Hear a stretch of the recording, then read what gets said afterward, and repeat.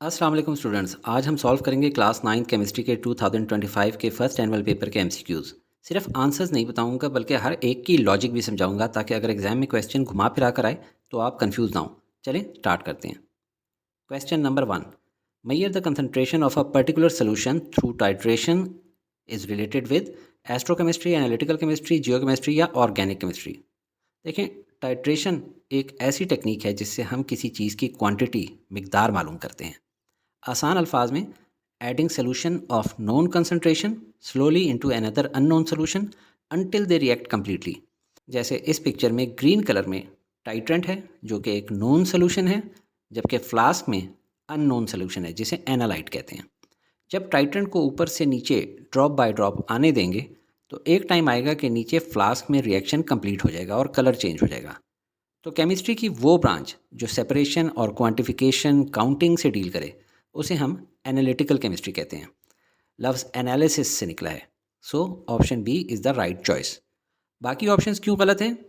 एस्ट्रोकेमिस्ट्री, लफ्ज़ एस्ट्रोनॉट से याद रखें कि स्पेस रिलेटेड है। जियो केमिस्ट्री, जियो ज़मीन यानी अर्थ से रिलेटेड है। और organic chemistry carbon containing compound से मुतल्लिक है। इसलिए ये तीनों ऑप्शंस रॉन्ग थी। Number 2। Which element has greater atomic radius, lithium, sodium, potassium या रुबीडियम? ये तो बहुत इजी क्वेश्चन है। पीरियोडिक टेबल के कौन से ग्रुप में हैं ये चारों एलिमेंट्स? जी हाँ, आप ये पीरियोडिक टेबल देखें, इसमें इन चारों का ताल्लुक ग्रुप 1 से है। जब हम ग्रुप में ऊपर से नीचे आते हैं तो हर स्टेप पर एक नया शेल ऐड हो जाता है। जितने ज़्यादा शेल्स होंगे एटम उतना ही बड़ा होगा। रुबीडियम ग्रुप में सबसे नीचे है। So option D is the right choice. Check भी कर लेते हैं।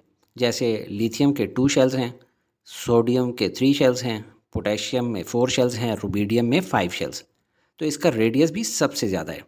वैसे आई एम श्योर आपकी टीचर्स ने आपको ये पिक्चर्स दिखाई होगी जिससे जहन में एक इमेज बन जाता है कि एटॉमिक रेडियस राइटवर्ड्स डिक्रीज़ होता है और डाउनवर्ड्स इंक्रीज़ होता है।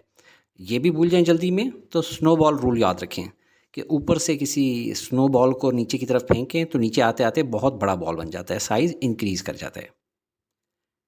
Question 3। In the formation of sodium chloride sodium atom loses dash electrons 1, 2, 3 या 4? क्वेश्चन पेपर के एंड पे आपको पीरियोडिक टेबल का ये एक्सट्रैक्ट गिवन होता है जिसमें आप सोडियम को देखें, क्योंकि पूछा जा रहा है कि सोडियम कितने इलेक्ट्रॉन लूज़ करेगा। सोडियम का एटॉमिक नंबर है 11। इसकी इलेक्ट्रॉनिक कन्फिग्रेशन जहन में लाएं। सोडियम के फर्स्ट शेल में 2 इलेक्ट्रॉन्स होते हैं, स्टेबल शेल है। सेकंड शेल में 8 इलेक्ट्रॉन्स, ये भी स्टेबल है क्योंकि कंप्लीट है। जबकि आउटर मोस्ट शेल यानी ऑक्टेट में सिर्फ 1 इलेक्ट्रॉन है। तो स्टेबिलिटी के लिए इसे अपने ऑक्टेट को मुकम्मल करना है। तो सोडियम अपना ये इलेक्ट्रॉन डोनेट कर देता है। क्योंकि 7 इलेक्ट्रॉन्स गेन करना मुश्किल है, उसके मुकाबले में 1 इलेक्ट्रॉन डोनेट करना आसान है। So option A is the right choice. वैसे फॉर्मेशन ऑफ सोडियम क्लोराइड देख भी लें। यहाँ सोडियम के आउटर मोस्ट शेल में 1 और क्लोरीन में 7 इलेक्ट्रॉन्स हैं। तो सोडियम 1 इलेक्ट्रॉन लूज़ करके पॉजिटिव सोडियम आयन बन जाता है और क्लोरीन 1 आयन गेन करके नेगेटिव क्लोरीन आयन बन जाता है। Number 4। Correct temperature required to break larger hydrocarbon into smaller hydrocarbon is 170 degree centigrade, 200 to 250 degree centigrade, 450 to 750 degree centigrade या 2000 डिग्री सेंटीग्रेड। ये वैसे तो रट्टे वाला सवाल है, लेकिन देखें पहली और आखिरी ऑप्शंस 170 डिग्री सेंटीग्रेड और 2000 डिग्री सेंटीग्रेड इसलिए गलत हैं क्योंकि वो टेम्परेचर जिस पे बड़े हाइड्रोकार्बन ब्रेक हों वो फ्रीजिंग पॉइंट या बॉइलिंग पॉइंट की तरह कोई फिक्स टेम्परेचर नहीं है। वैसे भी डिफरेंट बड़े हाइड्रोकार्बन्स के लिए डिफरेंट रेंज ऑफ टेम्परेचर होगी। लिहाजा आंसर या तो ऑप्शन बी होगा या सी, क्योंकि एक रेंज होनी चाहिए इतने से इतने तक। और 200 टू 250 डिग्री सेंटीग्रेड्स बड़े हाइड्रोकार्बन्स को ब्रेक करने के लिए कोई ख़ास टेम्परेचर नहीं। ये तो हार्डली कोई पेट्रोल टाइप का जो हाइड्रोकार्बन होता है उसको ब्रेक करता है।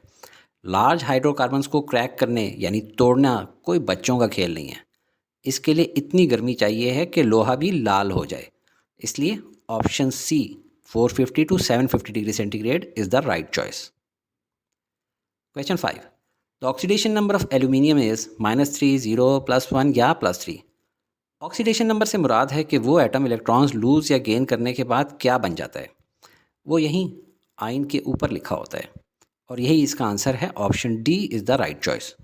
फ़र्ज़ करें क्वेश्चन में ऊपर +3 ना लिखा होता, सिर्फ इंग्लिश में पूछा जाता, तो देखें क्वेश्चन पेपर के एंड पे आपको पीरियोडिक टेबल का ये एक्सट्रैक्ट गिवन होता है, जिसमें आप एल्यूमिनियम को देखते हैं। इसका एटॉमिक नंबर 13 है। इसकी इलेक्ट्रॉनिक कन्फिग्रेशन जहन में लाएं। एल्यूमिनियम के फर्स्ट शेल में 2 इलेक्ट्रॉन्स हैं, स्टेबल शेल है। सेकंड शेल में 8 इलेक्ट्रॉन्स हैं, ये भी स्टेबल है। जबकि आउटर मोस्ट शेल यानी ऑक्टेट में सिर्फ 3 इलेक्ट्रॉन्स हैं। तो स्टेबिलिटी के लिए इसे अपने ऑक्टेट को मुकम्मल करना होता है। इसलिए ये वाला क्या 5 इलेक्ट्रॉन्स गेन करेगा या 3 लूज़ करेगा? 3 लूज़ करना आसान है, ज़्यादा ये 3 लूज़ करेगा। तो ओवरऑल इसका आइन जो बनेगा वो पॉजिटिवली चार्ज होगा 3 टाइम्स, +3 होगा। तो इसका ऑक्सीडेशन नंबर +3 है।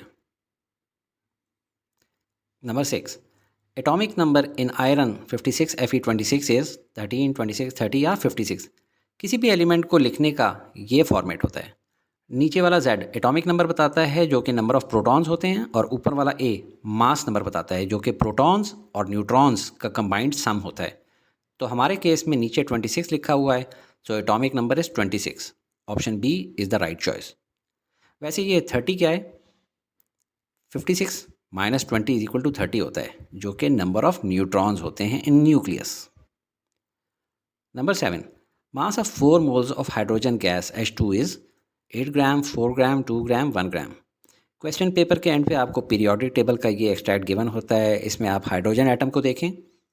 ऊपर वाला मास नंबर होता है एटम का, मॉलिक्यूल का नहीं।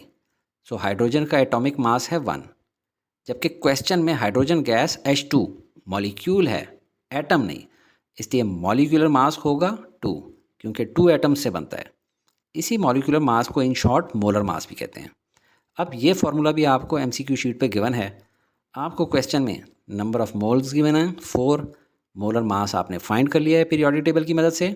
तो अब मास रिक्वायर्ड है, तो वो बाकी टर्म्स को मल्टीप्लाई करके आ जाएगा, यानी moles multiply by molar mass, जो कि बना 4 मोल्स मल्टीप्लाई बाय 2 ग्राम्स पर मोल।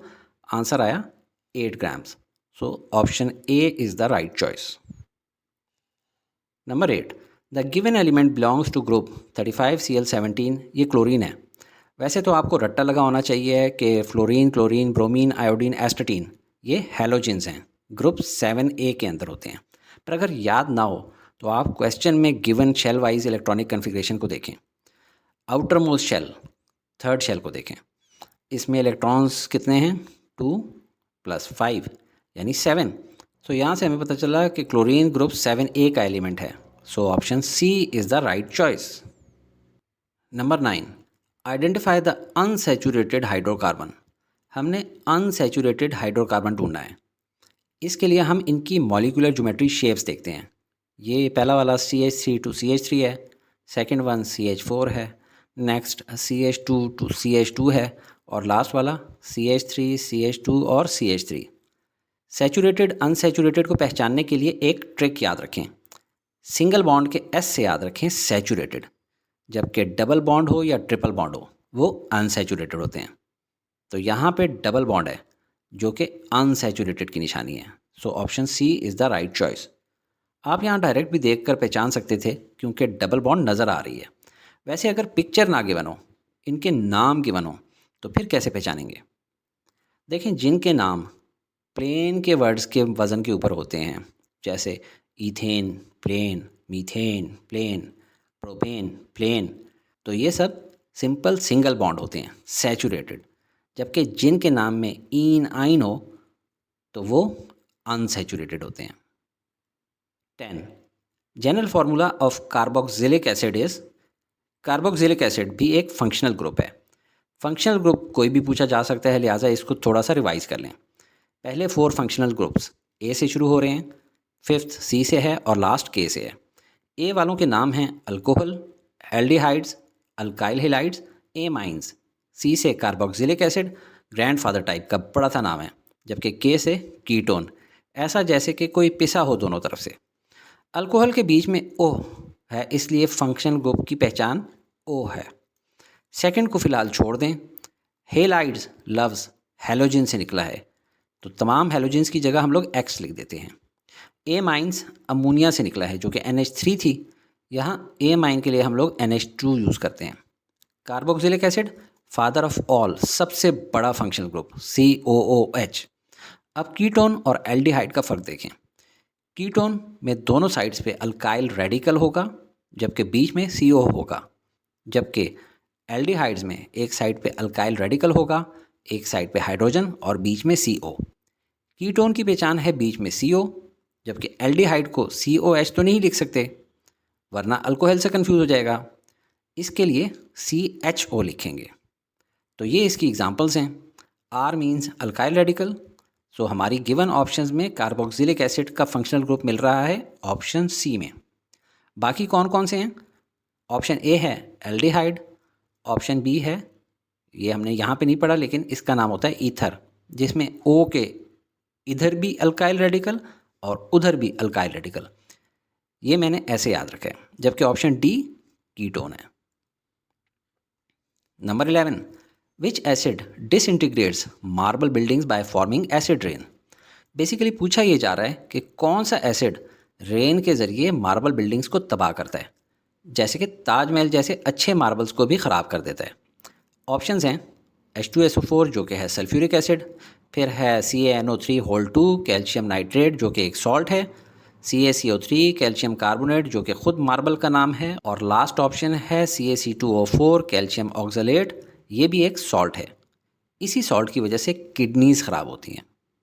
तो बेसिकली ऑप्शंस में एक ही एसिड गिवन है, sulphuric acid H2SO4। Acid rain बनती कैसे है? गाड़ियों और फैक्ट्रियों से निकलने वाले धुएं में सल्फ़र डाइऑक्साइड और नाइट्रोजन ऑक्साइड होते हैं, जो एयर में मौजूद वाटर पार्टिकल्स से मिलकर सल्फ्यूरिक एसिड और नाइट्रिक एसिड बनाते हैं, जो जब बारिश बनकर बरसते हैं तो मार्बल्स को ख़राब करते हैं। Sulphuric acid is king of acids and calcium carbonate is king of marbles. Number 12, in which state of matter do particles have the least compressibility. Options हैं सॉलिड, लिक्विड, गैस या plasma. Easiest question. Least compressibility का मतलब है कि इनमें से किस state को सबसे कम कंप्रेस किया जा सकता है। प्लाज्मा तो गैस ही की एक आयनाइज्ड फॉर्म है, इसलिए इसको डिस्कस नहीं करते। बाकी तीनों स्टेट्स ऑफ मैटर्स को देखें। गैस के मॉलिक्यूल्स में तो काफ़ी गैप है, तो इनको तो कंप्रेस किया जा सकता है। लिक्विड में भी काफ़ी गैप्स हैं, इसको भी कंप्रेस किया जा सकता है। सॉलिड के मॉलिक्यूल्स अलबत्ता क्लोजली जैम पैक्ड हैं, इनमें स्पेस ना होने के बराबर है, इसलिए ये लीस्ट कंप्रेसिबल है। So option A solids is the right choice, they are least compressible.